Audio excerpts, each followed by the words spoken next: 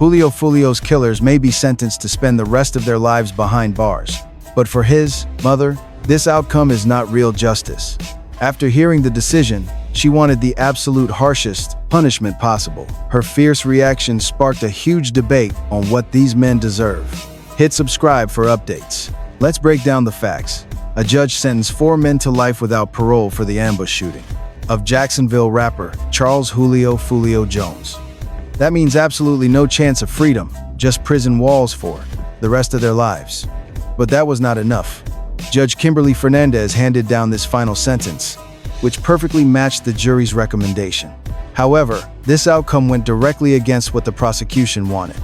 The state wanted the death penalty for these 4 men. We know the prosecution pushed hard. They wanted these men executed, but the jury said no.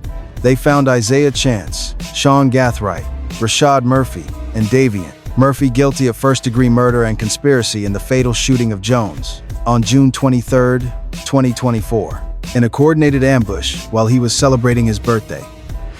All 4 were found guilty, and yet, when the penalty phase wrapped up, the jury left the death penalty off the table entirely. Like this video, they decided against the death penalty for the 4 men convicted of killing rapper Julio Foolio in Tampa less than 2 years ago. That is when Sandrika Mays spoke out. The emotional hearing revealed the devastating impact of this crime on Foolio's family. His mother delivered an intense victim impact statement, describing how her son was hunted down like a deer by several killers. She did not just grieve quietly in the back row. She stood tall in that courtroom and ensured her voice was heard.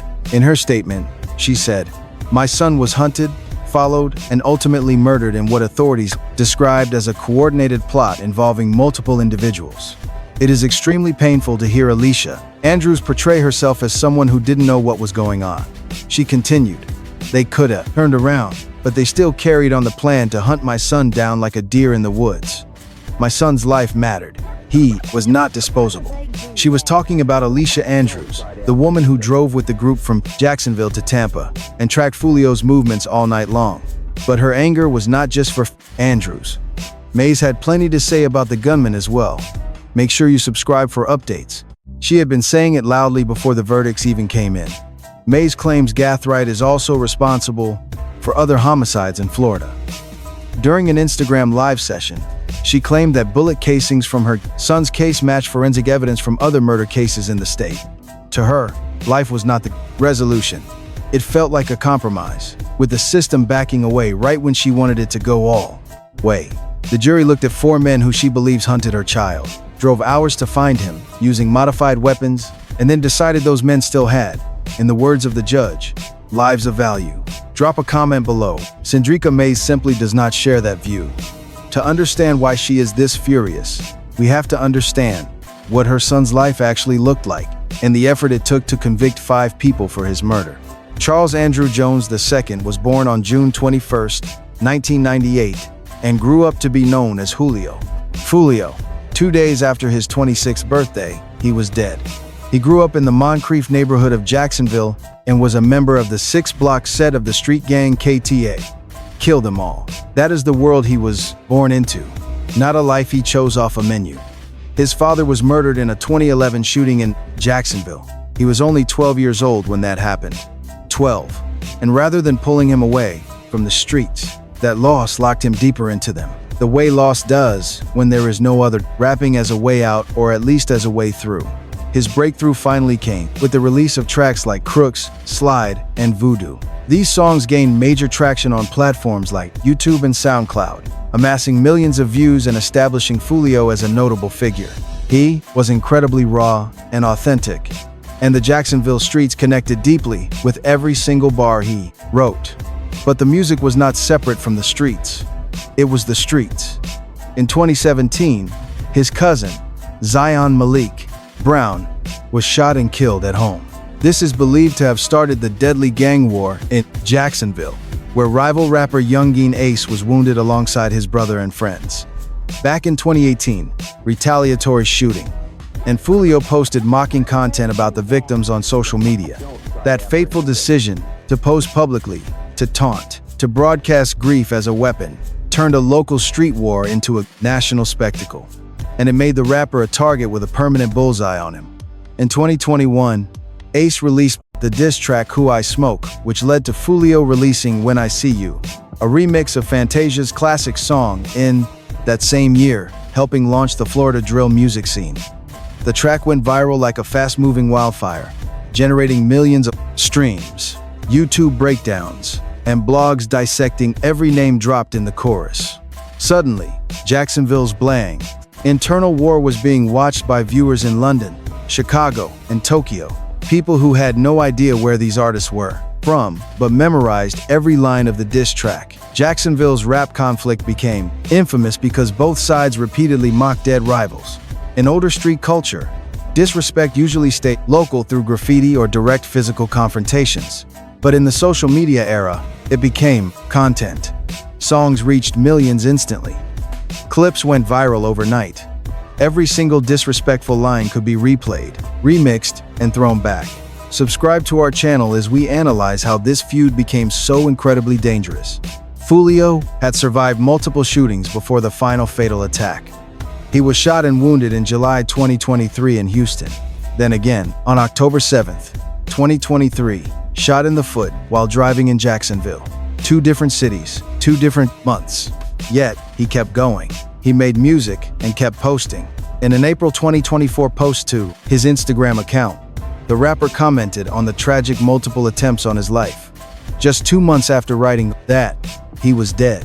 What his mother watched from the outside was a son who survived things that should have ended him.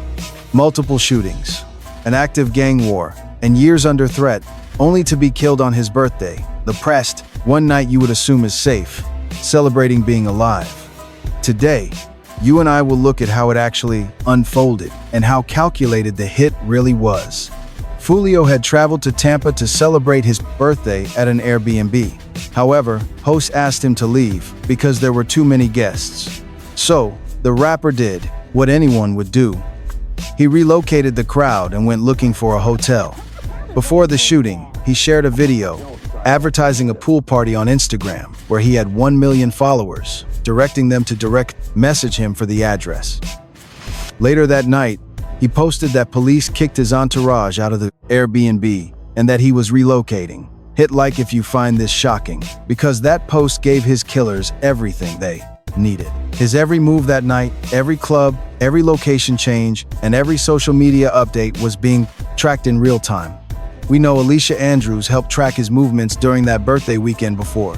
He was ambushed and killed outside a hotel. Prosecutors state Andrews and her boyfriend, Isaiah Chance, followed him from location to location while relaying continuous updates to the gunman who later opened fire. So, while the rapper moved around Tampa assuming he was just switching venues on a birthday night, 4 men and a woman from Jacksonville were running a coordinated operation. They were not there by accident. They drove for hours, heavily armed, with a deliberate plan. According to state prosecutors, the shooters modified their rifles to ensure no spent shell casings remained at the scene. Think about that detail, modified rifles. That is no impulsive decision. That is cold premeditation, engineering a murder in advance before driving across state lines to execute it. The 4 shooters tracking him through multiple Tampa clubs that night opened fire on his car as another person in the vehicle desperately tried to escape. He died instantly, and 3 others were wounded in the attack near a Holiday Inn close to the university campus. These victims were other people's children, brothers, and cousins caught in a war that was never theirs. Official court documents reveal the attack was retaliation in a brutal Jacksonville war between 6 Block and rival crews ATK and 1200. This was not a random robbery, nor a spontaneous dispute that erupted that night. It was a hit, meticulously planned and executed with military-style discipline.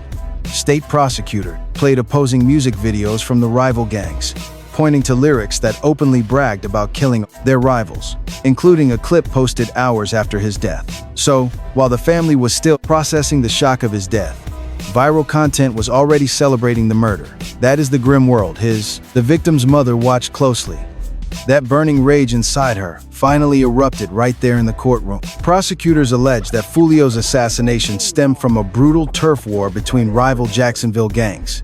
They pointed to 6th Block, the crew Foolio allegedly claimed which was locked in a deadly feud with two allied factions, a TK, or Ace's top killers, linked to rapper Youngeen Ace, and 1200. Eventually, 5 suspects were indicted. Each had a unique role in the plot, triggering a series of separate, intense legal battles before any resolution. As you and I know, securing 5 convictions takes time. This case dragged through the justice system for nearly 2 years, and it was incredibly messy.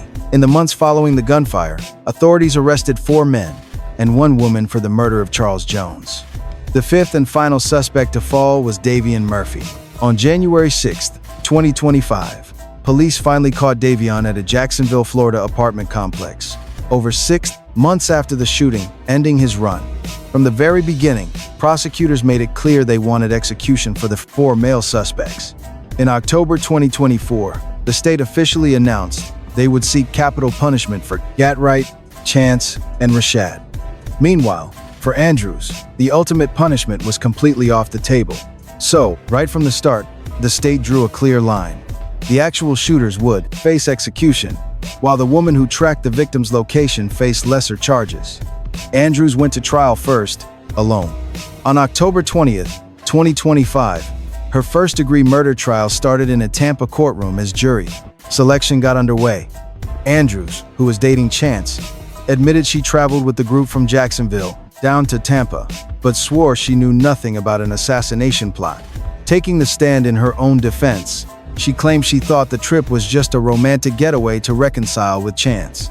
But jurors didn't buy it, at least not entirely.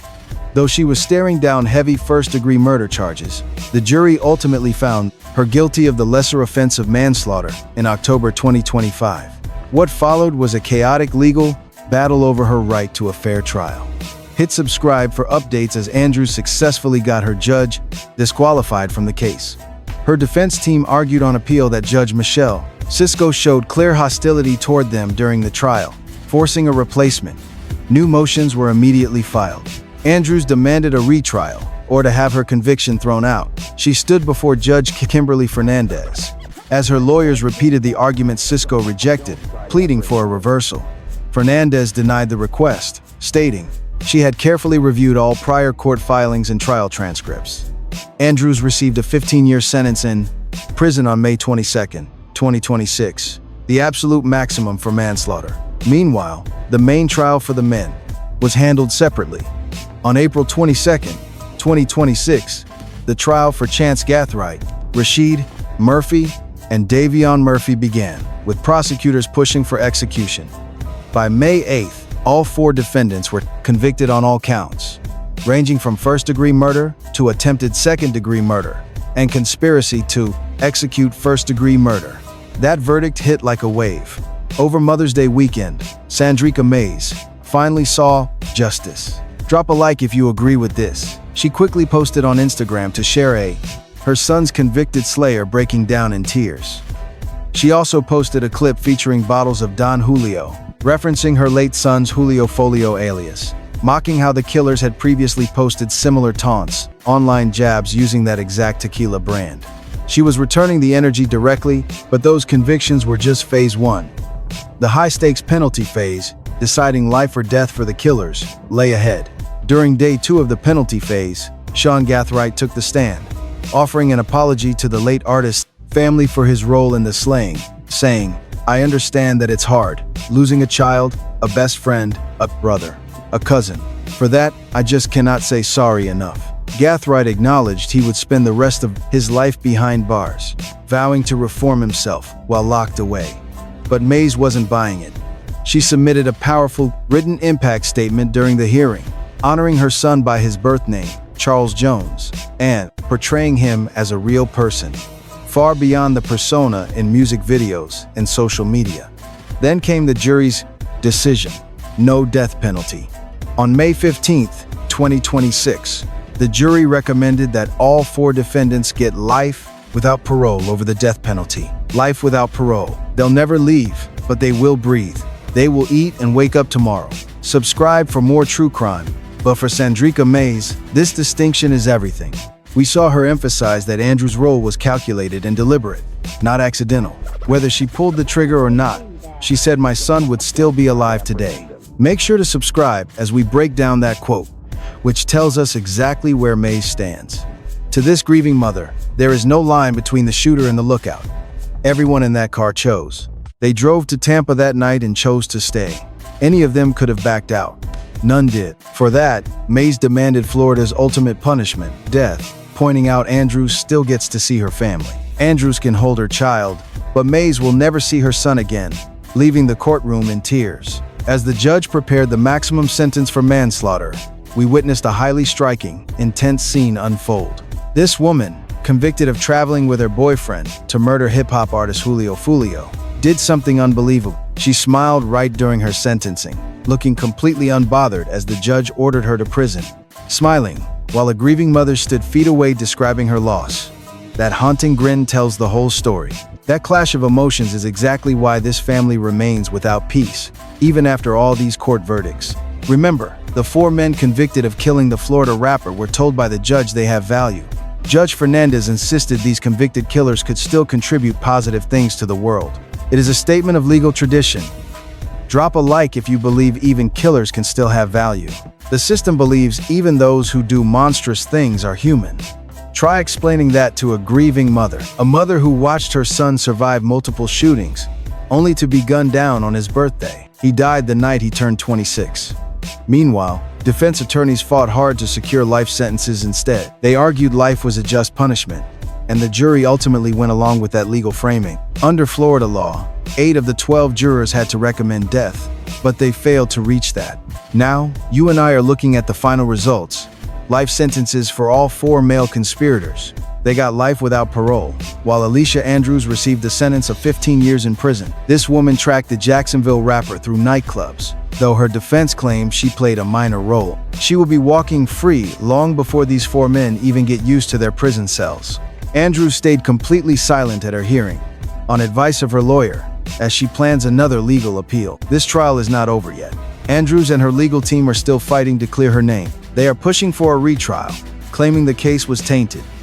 But our focus turns to Mays' stream. She claimed on Instagram Live that the ballistics in her son's case match other unsolved Florida murders. According to her broadcast, those bullet casings linked to multiple open murder investigations across the state. If these active leads prove true, we are looking at something far bigger than just one shooting. Please subscribe now as we keep tracking this thread, because Mays is absolutely not letting go of it. Charles Jones lived from June 21st, 1998 to June 23rd, 2024, just 26 years. For 2 years, his mother watched the slow legal system grind along on its own terms toward an unsatisfying finish. The killers are locked away forever, but the ultimate sentence she desperately wanted to see did not happen. A punishment that actually matched the absolute, permanent weight of her devastating loss. She voiced her pain in court and shouted it on Instagram. Now, with the 4 men officially sentenced, with Andrews preparing more appeals, Sandrika Mays stands as the loudest voice demanding true justice. The courts claim this file is closed, but you and I know justice was served on their terms, not hers.